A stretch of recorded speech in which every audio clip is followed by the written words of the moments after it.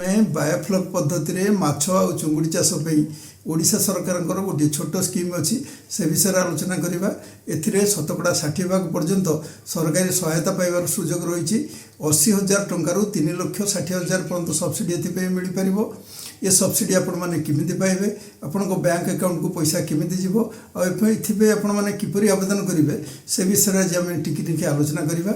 मु डॉक्टर अशेष कुमार कर, रिटायर्ड जॉइंट डायरेक्टर प्राणी संपद विकास विभाग ओडिशा। आपण देखुछंती YouTube channel farming education Odisha. आपण माने वीडियो टिकी शेष पर्यंत देखो। आज जो स्कीम उपर हम आलोचना करुचे से स्कीम रो ना होची promotion of intensive aquaculture through biofloc technology. आपण माने वीडियो रे जो माछ फार्म टी देखुछंती एही पद्धति रे हितबा गोटे फार्म। तबे बायोफ्लक कोन? माछ मानकर जो बळका खाद्य पानी रे भासु थाए एवं माछ मानकर जो मल यारी चारिकड़े छोट छोट जीवाणु बीजाणु एकुकोशी प्राणी एकत्रित हो छोट छोट फीड बॉल सृष्टि करती जोटा कि परवर्ती अवस्था माछ मानकर खाद्य हिसाब से व्यवहृत हुए। यही पद्धति रे आपण माने कम पानी रे अधिका माछ चाष करि परिबे। परिवेश प्रदूषण कम होबो कारण रिसाइक्लिंग होबो। वेस्ट जो मल आसुतला से फेर माछर खाद्य हिसाब से व्यवहृत हो जिवो। एथिरे आपनकर दाना खर्च कमिमो कारण बायोफ्लक किछि खाद्य हिसाब से काम करिवो। ता सहित कौन हम ना आपनकर फीड कन्वर्सन रेशियो केते दाना खाई केते बढ़िबे ताकू कहती फीड कन्वर्सन रेशियो। से फीड कन्वर्सन रेशियो रे इंप्रूवमेंट हम आपनकर कम दाना खाई अधिका बढ़िबे। तेणु यही सब कारण जो सरकार ये स्कीम को प्रमोशन दौरान एथि 3टी प्रकार स्कीम सरकार करछिंती। प्रथम टी है 2टी कुंडरे आपण माछ चाष करेंगे। से खर्च हम आपणकर 2 लाख टंका। 2 लाख टंकार जदि आप साधारण वर्गर पुरुष होती ताल से 80,000 टंका सब्सिडी पाइबे। आ साधारण वर्गर महिला हेले साधारण वर्गर महिला ST SC physically handicraft transgender एमाने 1,20,000 टंका सब्सिडी पाइबे। सेहीपरि जदि आपण माने 4टी टांकी रे करूछन्ते बायोफ्लक चाष आपणकर खर्च हम 4 लाख टंका।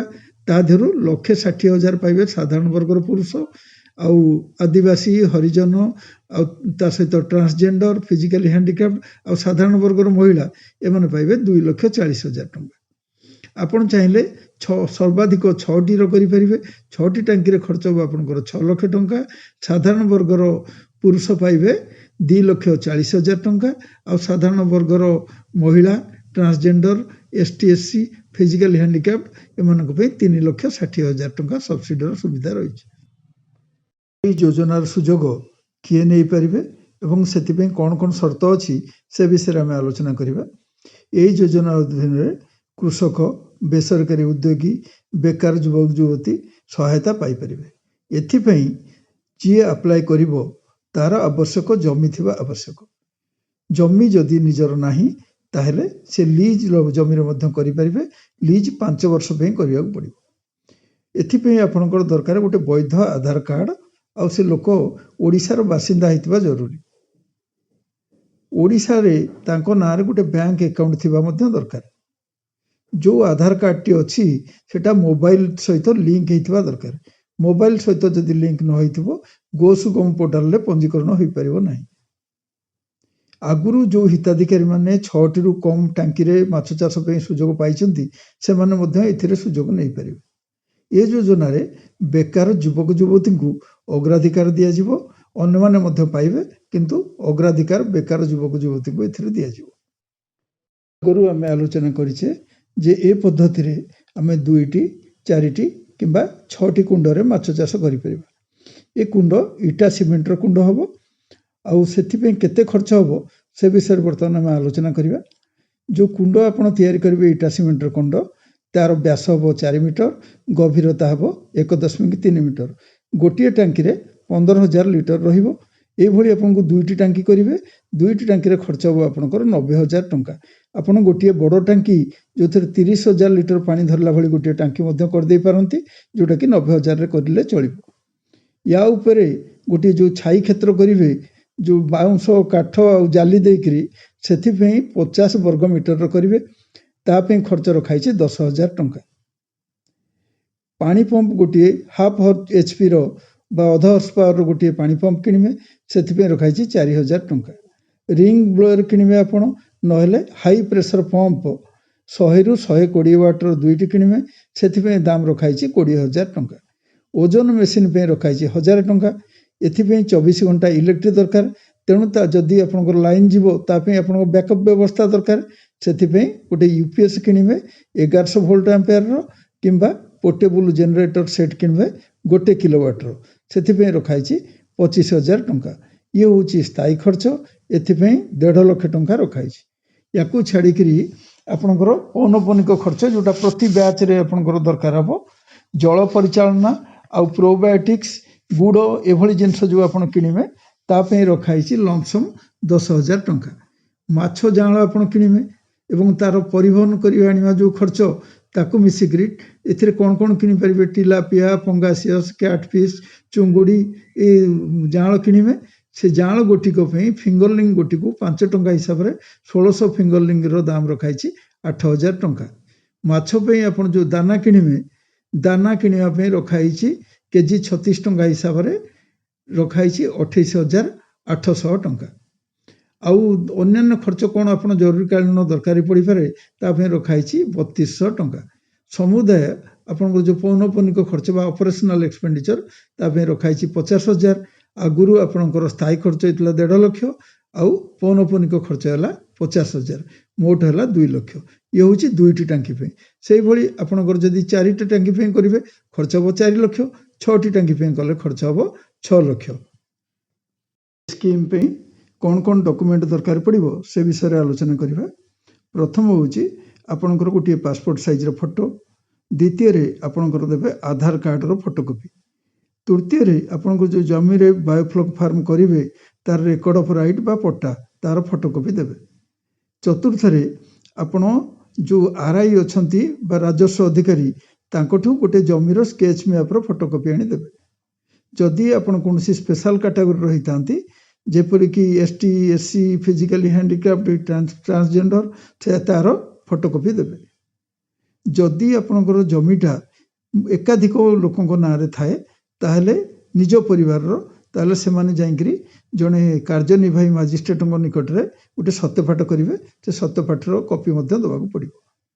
ଯଦି ଆପଣମାନେ ଲିଜ୍ କରୁଛନ୍ତି ଜମିର, ଅତି କମରେ ଲିଜ୍ଟି 5 ବର୍ଷ କରିବେ। ଏହା ସହିତ ଆପଣଙ୍କୁ ଗୋଟେ ଅଣ୍ଡରଟେକିଂ ଦେବାକୁ ପଡ଼ିବ ଯେ ଆପଣ ଠିକ୍ ଭାବରେ କାମ କରିବେ ବୋଲି। ସେ ଅଣ୍ଡରଟେକିଂ ପାଇଁ ଗୋଟେ ଫର୍ମାଟ୍ ଅଛି, ତାକୁ ଦେବାକୁ ପଡ଼ିବ। ବ୍ୟାଙ୍କ ପାସବୁକ୍ ଆପଣଙ୍କର ଯେଉଁ ଥିବ ସେ ପାସବୁକ୍ର ମଧ୍ୟ ଗୋଟେ ଫଟୋକପି ଥିବ, ଯେଉଁଥିରେ କି ଆପଣଙ୍କର ଆକାଉଣ୍ଟ ନମ୍ବର, IFSC କୋଡ଼୍ ଥିବ। ଇଏ ହେଉଛି ବ୍ୟାଙ୍କ ପାସବୁକ୍ର ପ୍ରଥମ ପେଜ୍ର ଫଟୋକପି। ସେଇଥିରେ ଆପଣଙ୍କ ଆକାଉଣ୍ଟରେ ଆପଣଙ୍କର ଯେଉଁ ପଇସା ମିଳିବ ସବସିଡ଼ି DBT ମାଧ୍ୟମରେ ସେଇଟା ଜମା ହେବ। ବାୟୋଫ୍ଲକ୍ ସ୍କିମ୍ ପାଇଁ ଆପଣମାନେ କିପରି ଆବେଦନ କରିବେ ସେ ବିଷୟରେ ଆମେ ଆଲୋଚନା କରିବା। ଏଥିପାଇଁ 2ଟି ଉପାୟ ରହିଛି। ଆପଣ ଅନଲାଇନରେ ଆବେଦନ କରିପାରିବେ, ଯେଉଁଟାକି ଗୋ ସୁଗମ ପୋର୍ଟାଲରେ, ଯାହାର URL ହେଉଛି sugamo.odisha.gov.in। ଯଦି ଆପଣ ଅନଲାଇନ୍ କରିପାରୁନାହାନ୍ତି ତାହେଲେ AFOଙ୍କ ପାଖକୁ ଯାଇ ଅଫଲାଇନରେ ଆପ୍ଲାଏ କରିବେ। ସେଥିପାଇଁ ଗୋଟିଏ ଫର୍ମ ରହିଛି Annexure 1। ସେ ଫର୍ମକୁ ଆପଣ ଫିଲ୍ଅପ୍ କରିବେ, ତା ସହିତ ସମସ୍ତ ଡକୁମେଣ୍ଟ ସହ AFOଙ୍କ ପାଖରେ ଜମା କରିବେ। AFO ଆପଣଙ୍କ ଡକୁମେଣ୍ଟ ପାଇଲା ପରେ ତାକୁ ସୁଗମ ପୋର୍ଟାଲରେ ଅପଲୋଡ଼ କରିବେ ଏବଂ DFOଙ୍କୁ ଅବଗତ କରାଇବେ। 15 ଦିନ ଭିତରେ AFO ଆପଣଙ୍କ ଫିଲ୍ଡ ଭେରିଫିକେସନରେ ଯିବେ। ସେଠି ଫିଲ୍ଡରେ ଆପଣଙ୍କ ସହ ଜିଓ ଟ୍ୟାଗ୍ ଫଟୋ ଉଠାଇବେ। ଜିଓ ଟ୍ୟାଗ୍ ଫଟୋ ଉଠାଇ ତାକୁ ୱେବସାଇଟ୍ରେ ଅପଲୋଡ଼ କରିବେ। ଇଏ ଅପଲୋଡ଼ ହେଇସାରିଲା ପରେ ସେଇଟା DFOଙ୍କ ପାଖକୁ ଯିବ। DFOଙ୍କୁ 1 ମାସ ସମୟ ଦିଆଯାଇଛି। 1 ମାସ ସମୟ ଭିତରେ ସେ DLC କରାଇବେ ଆଉ DLCରେ ୟାକୁ ଆପ୍ରୁଭ୍ କରାଇବେ। DLCରେ ଆପ୍ରୁଭ୍ ହେଇସାରିବାର 15 ଦିନ ଭିତରେ ଆପଣଙ୍କୁ ଗୋ ହେଡ଼୍ ଚିଠି ଦେବେ DFO। DFO ଆପଣଙ୍କୁ ଗୋ ହେଡ଼୍ ଚିଠି ଦେଲା ପରେ ଆପଣ କାର୍ଯ୍ୟ ଆରମ୍ଭ କରିବେ। ଆପଣଙ୍କର ଯେତେବେଳେ ୟୁନିଟ୍ ସମାପ୍ତ ହେଇଯିବ ସେତେବେଳେ AFOଙ୍କୁ ଆପଣ ଅବଗତ କରାଇବେ। ଆଉ ହିତାଧିକାରୀ ଯିଏ ଥିବେ ସେ ବାୟୋଫ୍ଲକ୍ ୟୁନିଟ୍ ସମାପ୍ତ ହେବା ପରେ ସୁଗମ ପୋର୍ଟାଲରେ ଯେଉଁ ପ୍ରୋଜେକ୍ଟର ଯାହା ଖର୍ଚ୍ଚ କରିଛନ୍ତି, GST ସାର୍ଟିଫିକେଟ୍, GST ବିଲ୍, ଏସବୁ ଗୋଟେ ଅଛି ସେଲ୍ଫ ଡିକ୍ଲାରେସନ୍ ଫର୍ମ, ଏସବୁ ଅପଲୋଡ଼ କରାଇବେ ଆଉ ସବସିଡ଼ି ପାଇଁ ଅନୁରୋଧ କରିବେ। ସବସିଡ଼ି ପାଇଁ ଅନୁରୋଧ କରିସାରିଲା ପରେ AFO ସମ୍ପୂର୍ଣ୍ଣ ପ୍ରୋଜେକ୍ଟର ଆସିବେ ଫେର ଥରେ ଯାଞ୍ଚ କରିବାକୁ। ଯାଞ୍ଚ କରିସାରିଲା ପରେ ଆପଣଙ୍କର ଯେଉଁ input bill, voucher, geo tag photograph ୟାକୁ ସବୁ ନେବେ। ତାକୁ ନେଇକରି ଅପଲୋଡ଼ କରାଇବେ ସୁଗମ ପୋର୍ଟାଲରେ।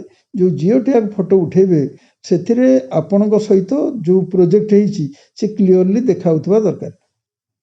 ଏସବୁ ଅପଲୋଡ଼ ହେଇସାରିଲା ପରେ ସେଟା DFOଙ୍କ ପାଖକୁ ଯିବ। DFO 15 ଦିନ ଭିତରେ ସବସିଡ଼ି ପଇସା ଆପଣଙ୍କ ଆକାଉଣ୍ଟରେ ଡିପୋଜିଟ୍ କରିବେ। ଏ ସବସିଡ଼ି ପଇସାଟି ଦୁଇ ଭାଗରେ ଦିଆଯାଇପାରେ।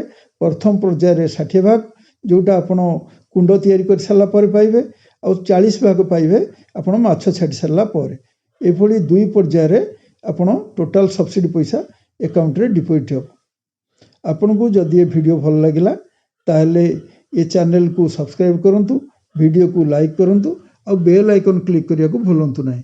ବେଲ୍ ଆଇକନ୍କୁ କ୍ଲିକ୍ କଲେ ଆପଣଙ୍କ ପରବର୍ତ୍ତୀ ନୋଟିଫିକେସନ୍ ଶୀଘ୍ର ପାଇପାରିବେ। ଧନ୍ୟବାଦ।